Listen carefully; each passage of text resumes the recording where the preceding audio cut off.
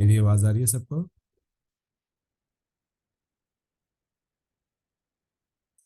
जी बच्चों, आवाज आ रही है मेरी? जी सर। Yes sir. अच्छा जी, तो ये हमारे पास फेज एंगल, फेज डिफरेंस, किस तरीके से वेव्स फेज डिफरेंस में स्केच होती हैं, किस तरीके से टाइम की लैंग्वेज को फेज में ट्रांसमिट किया जाता है, किस तरीके से अगर दो वेव्स स्टार्टिंग में इन फेज हो, थोड़ी देर बाद आउट ऑफ फेज हो गई हैं, तो कितनी देर में कितने फेज डिफरेंस पे गई होंगी। ये सारी चीजें हमने अभी तक डिटेल में डिस्कस की हैं। अब हम एक नई चीज की तरफ चलेंगे, जिसको हम कहते हैं intensity of A wave. Wave की इंटेंसिटी क्या होती है? देखिए, वेव एनर्जी है। वेव सिंपली क्या है? एनर्जी है। Wave is energy. तो इसका मतलब यह है कि इन वेव एक जगह से दूसरी जगह पे एनर्जी को ट्रांसमिट करती है। इंटेंसिटी ऑफ अ वेव को हम कैसे डिफाइन करते हैं कि आपके पास जो वेव है वो कितनी एनर्जी को कितने टाइम में कितने एरिया के ऊपर ट्रांसमिट करती है। और बाय द वे, एक चीज याद रखिएगा कि वेव एरिया के बिल्कुल 90 डिग्री के ऊपर गिरनी चाहिए।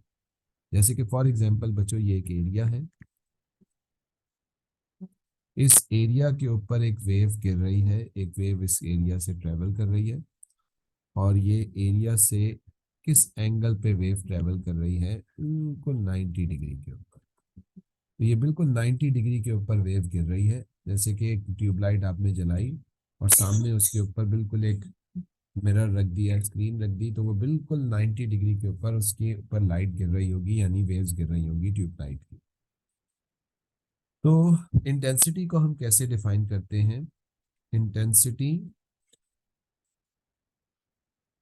Of a wave is energy transfer per unit time per unit area.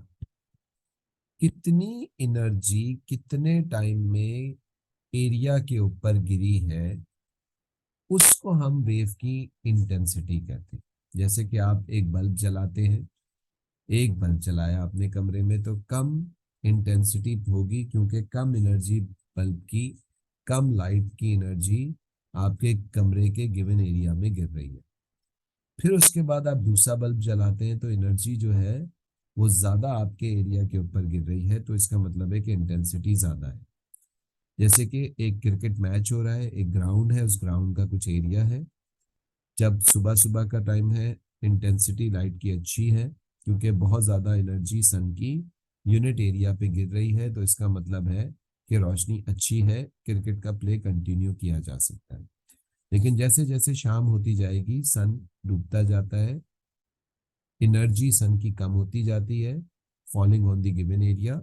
तो एनर्जी कम होती जाती है, गिवन टाइम और गिवन एरिया में ज़मीन पे गिर रही है, तो बैड लाइट होनी शुरू हो जाती है और क्रिकेट का प्ले फिर रोक दिया जाता है। बिल्कुल इसी तरीके से इंटेंसिटी, कितनी लाइट, कितनी वेव, कितनी एनर्जी गिवन टाइम में एरिया पे गिरी, that is called intensity. Intensity का फॉर्मूला है energy transmitted per unit time per unit area. ये इसका फॉर्मूला बनता है। वर्क एनर्जी पावर के चैप्टर में हमने पढ़ा है कि energy upon time, energy upon time होता है power. Power is equals to energy upon time. तो इस फॉर्मूले को या इस डेफिनेशन को हम थोड़ा शॉर्ट भी कर सकते हैं। We can call it intensity of a wave is power transmitted या power transfer per unit area. कितनी पावर यूनिट एरिया के ऊपर गिरी है, कितनी पावर एक मीटर स्क्वायर पे गिरी है, that is called its intensity. Formula आसान हो गया। Intensity is equals to power upon area. ठीक है, यानी हम ये कह सकते हैं कि intensity is equals to P over A. Power, इसका यूनिट होता है वॉट्स और एरिया का यूनिट होता है मीटर स्क्वायर। ठीक है जी, तो इसका यूनिट बनेगा watts per metre square, this is the unit of intensity. ये एक स्केलर क्वांटिटी है, क्योंकि पावर भी स्केलर है, टाइम भी स्केलर है, तो this is a scalar quantity, इसकी कोई डायरेक्शन नहीं होती। और बात याद रखिएगा, इसका जो बेस यूनिट है वो अक्सर निकलवाने के लिए दिया जाता है आपको, इसका बेस यूनिट। तो इसका बेस यूनिट होता है हमारे पास, पावर का होता है unit K G M 2s-3 upon M square area का। तो आपके पास मीटर स्क्वायर कैंसल होके के जी s-3, ये इसका बेस यूनिट बनता है, किलोग्राम पर second cube. This is the base unit of intensity. ठीक है जी।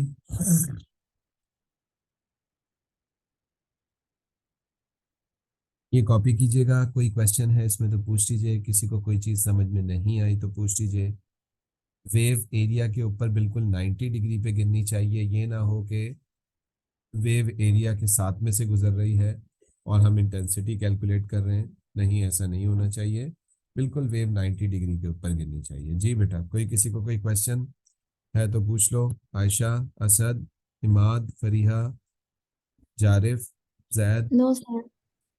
कोई चीज क्लियर नहीं है तो बता दो, रिपीट कर देता हूँ। जी बच्चों,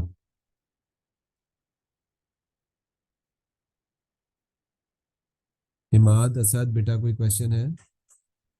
नहीं नो सर। सर। फरीहा बेटा, any question? No sir. Intensity क्योंकि स्केलर क्वांटिटी है, ठीक है, और इंटेंसिटी जो होती है वो एम्पलीट्यूड के डायरेक्टली प्रोपोर्शनल भी होती है, ठीक है। यानी अगर हम किसी वेव का एम्पलीट्यूड बढ़ाएंगे तो उसकी इंटेंसिटी बढ़ेगी। If amplitude of wave increases, its intensity increases। Actual में तो इंटेंसिटी एम्पलीट्यूड के प्रोपोर्शनल होती है और स्क्वायर ऑफ द एम्पलीट्यूड के प्रोपोर्शनल होती है। By the way, A stands for amplitude, it's not area, this is amplitude. तो इंटेंसिटी वेव की एम्पलीट्यूड स्क्वायर के डायरेक्टली प्रोपोर्शनल होती है। यानी कि अगर हम वेव का एम्पलीट्यूड डबल करेंगे तो इंटेंसिटी डबल नहीं होगी बल्कि 4 गुना बढ़ेगी। यानी कि अगर मैं इंटेंसिटी और एम्पलीट्यूड का ग्राफ बनाऊं, दिस इज एम्पलीट्यूड, तो ये ग्राफ जो है ये straight line passing through origin नहीं होगा, ये will be a curve with the increasing gradient. यानी हम जितना ज़्यादा एम्पलीट्यूड बढ़ाते जाएंगे, इंटेंसिटी स्क्वायर की फॉर्म के अंदर इंक्रीज होती चली जाएगी। ठीक है, इसको नोट करें ज़रा जल्दी से। इसमें कोई इशू किसी को तो पूछ लीजिए।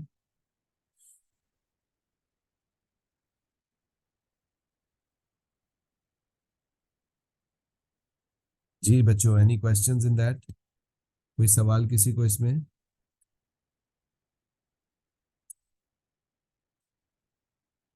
जी फरीहा बेटा, एनी क्वेश्चन?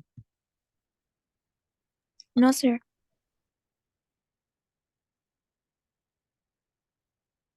कॉपी हो गया ये बच्चों? आगे चलूं?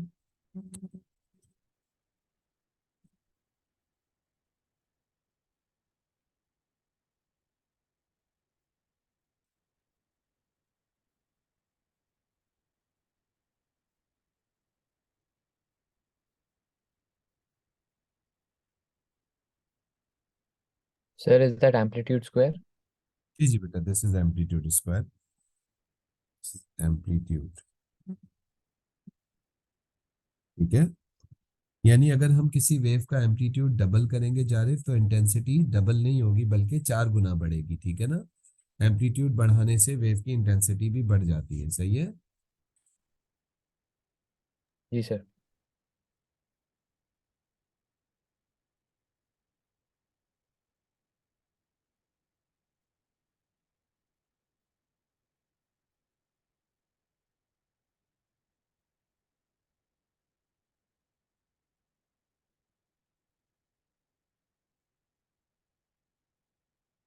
जी, डन एवरीवन। जी सर। आगे चलूं भाई? आयशा हो गया बेटा कॉपी? फरीहा? जी सर। Yes sir. ठीक है जी। अच्छा, अब मैं एक ग्राफ आपके सामने बनाने जा रहा हूँ। मैं एक ग्राफ बनाने जा रहा हूँ, डिस्प्लेसमेंट और distance graph. This is the distance and displacement graph of wave, of a wave और a particle in wave motion of.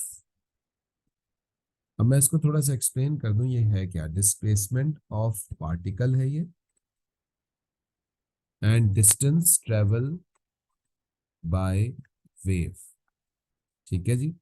Actually में जब वेव किसी मीडियम में से गुजरती है तो मीडियम के पार्टिकल अपनी ही जगह पे ऑसिलेट करते हैं और वेव आगे डिस्टेंस ट्रेवल करती जाती है। ठीक है। तो एक ऑसिलेशन के अंदर इस तरीके से, this is the graph of one oscillation, और वन ऑसिलेशन में जो वेव आगे डिस्टेंस ट्रेवल करती है उसको हम कहते हैं वन वेवलेंथ। ठीक है जी। तो this is displacement of particle, distance travel by wave, और ये आपके पास एक पार्टिकल का डिस्प्लेसमेंट का और वेव के डिस्टेंस ट्रेवल का ग्राफ आपके सामने। चलिए, यहाँ पे मैक्सिमम पॉजिटिव डिस्प्लेसमेंट होती है एम्पलीट्यूड, और यहाँ पे मैक्सिमम नेगेटिव डिस्प्लेसमेंट होती है। बाय द वे, इस ग्राफ में अगर आप ये डिस्टेंस निकालोगे तो ये टाइम नहीं होगा, this will be simply wavelength. ये वेवलेंथ होगी क्योंकि एक्स एक्सिस पे अब आपके पास डिस्टेंस है या डिस्टेंस ट्रेवल बाय वेव। अच्छा, अब मैं इसके नीचे इसी वेव का intensity with respect to distance graph बना रहा हूं, या इंटेंसिटी टाइम ग्राफ या इंटेंसिटी डिस्टेंस ग्राफ बना रहा हूं। तो this is intensity and this is distance या टाइम। ठीक है, जो भी दोनों चीजें हो सकती हैं। इसका जो ग्राफ बनता है बच्चों, वो कुछ यूं बनता है, देखें। जब डिस्प्लेसमेंट जीरो है तो इंटेंसिटी होती है आपके पास जीरो। और से मेरी बात सुनिएगा, जब डिस्प्लेसमेंट होती है मैक्सिमम तो इंटेंसिटी होती है मैक्सिमम। फिर डिस्प्लेसमेंट जब जीरो होती है तो इंटेंसिटी जीरो होती है। जब डिस्प्लेसमेंट नेगेटिव में मैक्सिमम होगी लेकिन एम्पलीट्यूड स्क्वायर है, अगर नेगेटिव वैल्यू का स्क्वायर करोगे तो आंसर कैसा मिलेगा? पॉजिटिव ही मिलेगा। तो इसका जो इंटेंसिटी का ग्राफ बनता है with respect to distance, this graph is actually like this.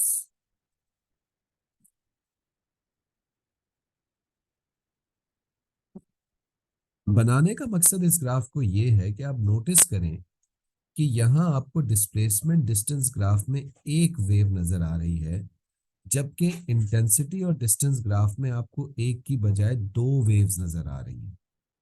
इसका मतलब यह है कि कभी अगर आपको इंटेंसिटी डिस्टेंस ग्राफ से वेवलेंथ निकालनी है या टाइम निकालना है तो उस केस के लिए आप एक वेव को नहीं लेंगे उसका डिस्टेंस मेजर करने के लिए। बाय द वे, इस केस में ये पूरा डिस्टेंस किसके बराबर होगा? वेवलेंथ के बराबर होगा। ये चीज बड़ी इंपॉर्टेंट है, इसको याद रखिएगा। अक्सर इस सवाल में गलती होती है, बच्चे यहां तक का डिस्टेंस जो है वो वेवलेंथ कंसिडर कर रहे होते हैं। No, this is not wavelength, this is half of the wavelength. ठीक है। दो वेव्स बेसिकली की लेंथ जो है वो वन वेव के या वन वेवलेंथ के बराबर होती है इंटेंसिटी डिस्टेंस ग्राफ में। या अगर ये इंटेंसिटी टाइम हो तो इसकी दो वेव्स का जो टाइम है वो एक वेव के टाइम पीरियड के कंसिडर किया जाता है। ठीक है। ग्राफ का शेप ऐसा होता है, इसलिए मैंने बिल्कुल दोनों ग्राफ को कंपैरिजन के अंदर बनाया है, ताकि आप समझ लें कि डिस्प्लेसमेंट नेगेटिव में मैक्सिमम, लेकिन इंटेंसिटी क्योंकि स्केलर क्वांटिटी है पॉजिटिव में ही होगी। पॉजिटिव में डिस्प्लेसमेंट मैक्सिमम, पॉजिटिव में intensity maximum, displacement zero, intensity zero, displacement zero, intensity zero, displacement zero, intensity zero. ये ऐसे बनेगा ग्राफ। ये सवाल ये चीज समझ में आई है सबको, या कोई चीज अगर इशू है तो पूछ लें मुझसे। जी, कोई क्वेश्चन इसमें किसी को? एनीवन? सर हर इंटेंसिटी टाइम या डिस्टेंस ग्राफ में we will take two waves as one जी बेटा, लाइक बिल्कुल। वेवलेंथ। जी बेटा, दो वेव्स का जो डिस्टेंस या दो वेव का जो टाइम है उसको वन वेव का टाइम या वन वेव का वेवलेंथ कंसिडर किया जाएगा। सही है ना? हमेशा। इसलिए आयशा मैंने कंपैरिजन में ही बना दिया है ताकि तुम लोग इसको कंपेयर भी कर सको। सही है ना? Yes, sir. ठीक है। इमाद, असद, बेटा ये क्लियर हुई है चीज? जी सर। जी सर। जी। हुदा, फरीहा, बेटा क्लियर है? मारिया, जी सर। जी सर। कॉपी हो गया जी ये? सर। बच्चों एक कॉपी हो जाए बता देना, इसका भी क्वेश्चंस करवाता हूँ तुम्हें। एक दो, एक क्वेश्चन तो करवाता ही हूँ।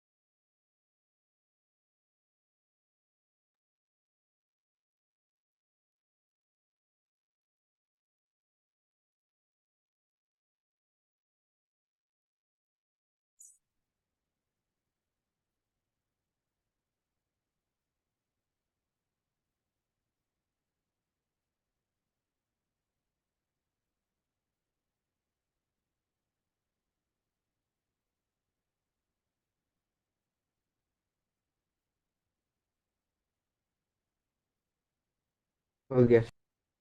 जी बच्चों का कॉपी हो गया सबका? Yes, sir. फरिया डन बेटा? हुदा? Yes sir. चलिए ये क्वेश्चन देखिए बच्चों। Yes sir. क्वेश्चन नजर आ रहा है सबको? जी बच्चों क्वेश्चन दिख रहा है सबको?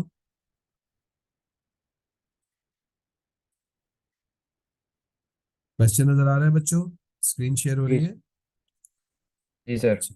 The variation with the distance x of an intensity along a stationary wave in air is shown in by a following graph. The speed of the wave is 340 meters per second and the what is the frequency of the wave? Wave की frequency क्या है? तो obviously आपके पास intensity और distance graph है, यानी इस distance graph से आपको क्या मिल जाएगी? वेवलेंथ। ठीक है। मुझे एक बात बताइए, ये डिस्टेंस कितना है? What is this distance? Sir ji 10 centimetre. यार वो तो मुझे भी पता है, लेकिन ये डिस्टेंस किसको रिप्रेजेंट कर रहा है जारिफ? क्या ये वेवलेंथ है? Yes sir, 1 wavelength. नो, ये हाफ ऑफ द वेवलेंथ है, अभी तो बताया है। ओह ये हाफ ऑफ द वेवलेंथ है। सर, अब 20 है वेव। ठीक है, तो आपके पास हाफ ऑफ द वेवलेंथ यानी लैम्डा बाय 2 किसके बराबर है? 10 सेंटीमीटर के। तो लैम्डा किसके बराबर हो जाएगा? 20 सेंटीमीटर के, है ना? एग्रीड? जी सर। तो इसका मतलब है अब हम फॉर्मूला लगाएंगे v is equals to F lambda, यानी f is equals to v upon lambda. v कितना है? 340 डिवाइडेड बाय लैम्डा है 20 इंटू 10⁻², क्योंकि ये सेंटीमीटर्स में है, 10⁻², हो जाएगा। 340 को जरा डिवाइड करें 20 इंटू 10⁻² से, बताएं क्या आंसर आ रहा है?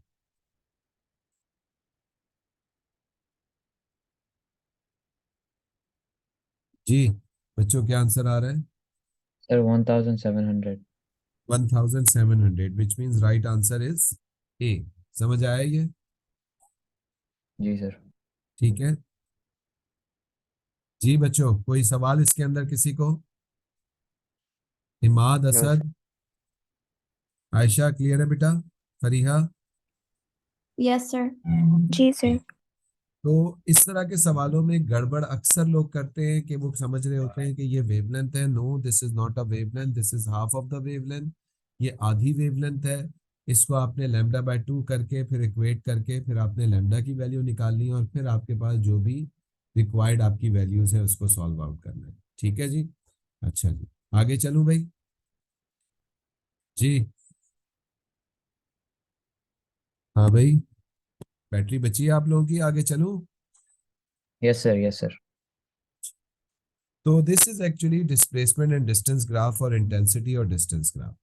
अच्छा, मैंने आपको बताया है कि इंटेंसिटी एम्पलीट्यूड के स्क्वायर के डायरेक्टली प्रोपोर्शनल होती है। जैसे कि मैं आपसे एक सवाल करूं, a wave A has amplitude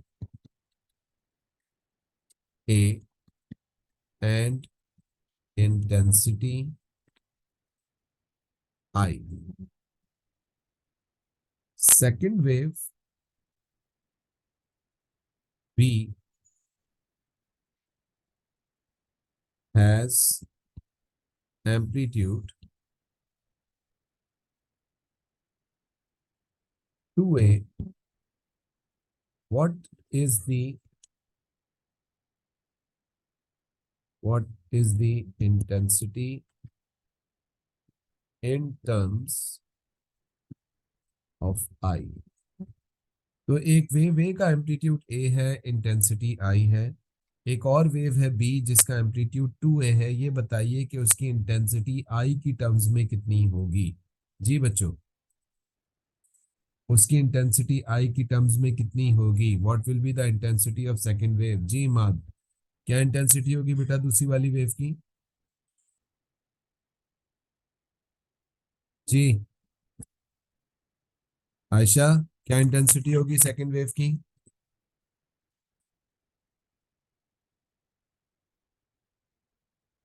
sir I/2। 2 है। आयशा, क्या होगी बेटा intensity? Sir, 2A, I mean 2I. 2I नहीं बेटा, देखो इंटेंसिटी डायरेक्टली प्रोपोर्शनल होती है एम्पलीट्यूड स्क्वायर के। वेव ए के लिए ए का एम्पलीट्यूड है, यानी ए स्क्वायर पे इंटेंसिटी कितनी मिल रही है? आई की।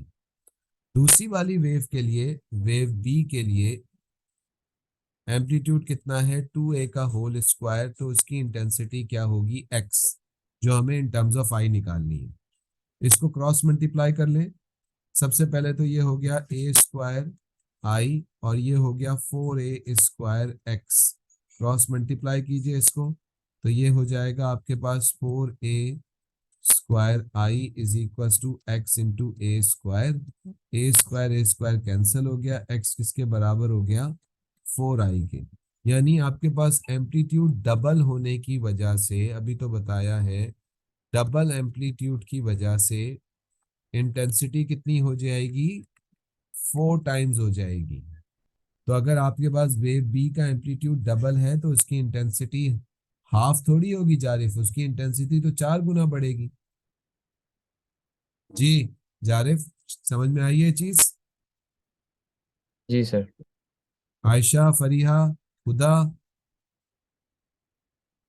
बेटा चीज समझ Yes, में आई sir. है? जी सर। जी sir. छापे इसको जल्दी से।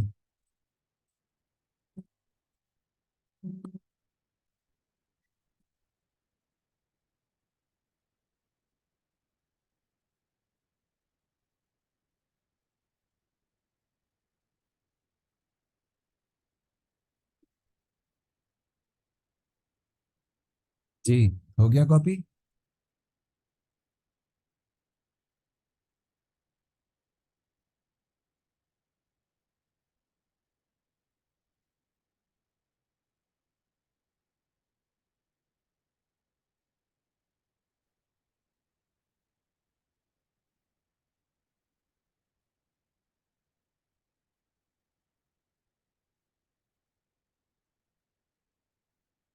जी बच्चों, कॉपी हो गया? Yes, sir. जारिफ, कॉपी हो गया? जी सर, हो गया सर। असद, फरीहा, इमाद, जी Maria, sir, Yes, copy sir. हुआ है? अच्छा जी, एक क्वेश्चन आखिरी करते हैं फिर हम अपनी क्लास को एंड करेंगे। जी बच्चों देखिए, हमारे पास एक वेव आपके सामने है, देख रही है आपको?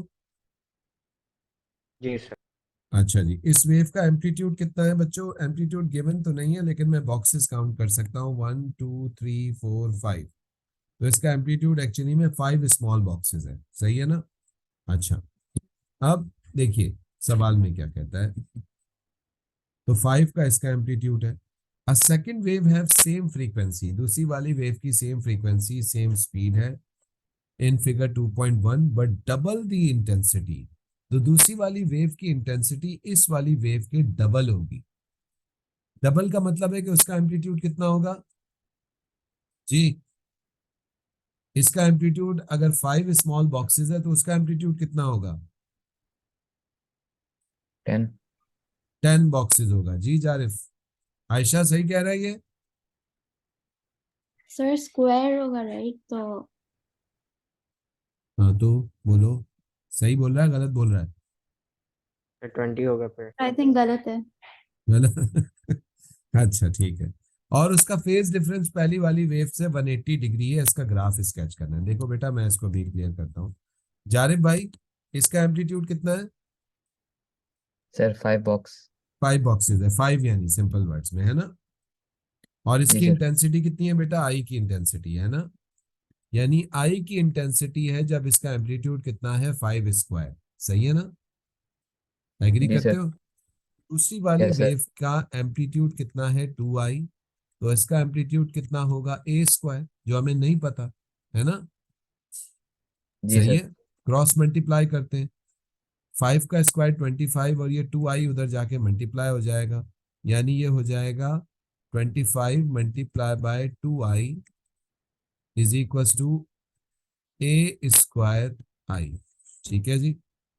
अच्छा जी, आई आई कैंसिल हो गया। 25 इंटू 2 कितना हो गया? 50 is equal to A square. A किसके बराबर होगा? √50 के। √50 किसके बराबर होता है? 7.07, यानी किसके बराबर होगा? 7.1 के।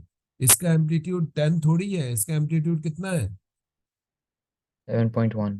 7.1, यानी अप्रोक्सीमेटली इसका ग्राफ बनाने के लिए मुझे कितने बॉक्सेस जाना पड़ेगा? 7 बॉक्सेस ऊपर और 7 बॉक्सेस नीचे जाना पड़ेगा, है ना जी जी? सर। ये समझ में आया है आयशा? क्लियर हुई है चीज इमाद? Yes sir. तो बच्चों बताने का मकसद ये है कि इंटेंसिटी को डायरेक्टली मत समझ लीजिएगा कि डबल इंटेंसिटी है तो एम्पलीट्यूड डबल हो गया या 4 गुना हो गया। प्लीज ऐसा मत समझिएगा। हमेशा ये इक्वेशन यूनिटरी मेथड वाली लगा के कर लीजिएगा। जिस तरीके से मैं देखें क्रॉस मल्टीप्लाई करके, आई की इंटेंसिटी है जब 5 स्क्वायर का एम्पलीट्यूड है, 2i की इंटेंसिटी है तो ए स्क्वायर एम्पलीट्यूड होगा। क्रॉस मल्टीप्लाई करके कर लीजिएगा। अच्छा जी, दूसरी बात, अब ये वाली वेव इससे 180 डिग्री आउट ऑफ फेज है। 180 डिग्री आउट ऑफ फेज है तो मतलब क्या, किस तरह बनाऊं इसको जी? Sir completely out of phase. Completely out of phase, यानी जब इसका क्रस्ट तो उसका ट्रफ, है ना? ट्रफ। तो जी कितने सर। बॉक्सेस नीचे रह जाऊं जा रहे? 1 2 3 4 5 6 7, है ना? सर 5। नहीं ना, 5 ये तो डबल है ना उसकी दूसरे की हाँ इंटेंसिटी। हाँ हाँ, सही सही सही सही सही सेट है सर। ठीक है।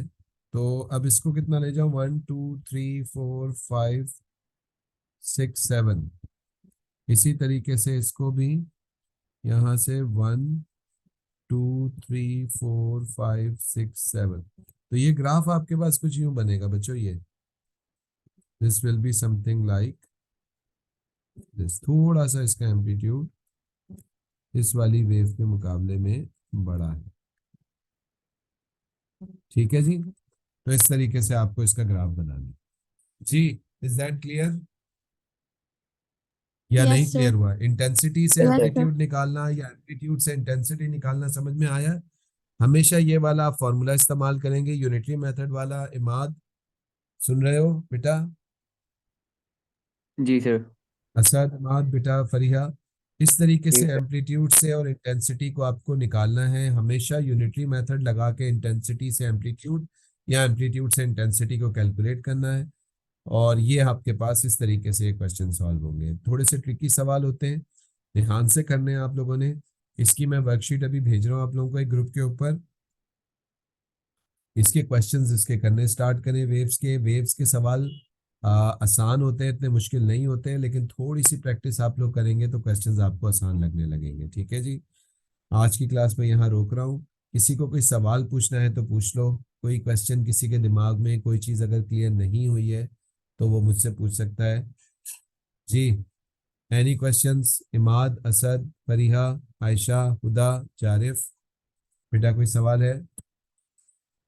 No sir. No sir. हाँ, बेटा कोई सवाल? No, sir.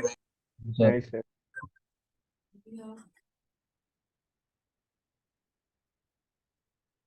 जी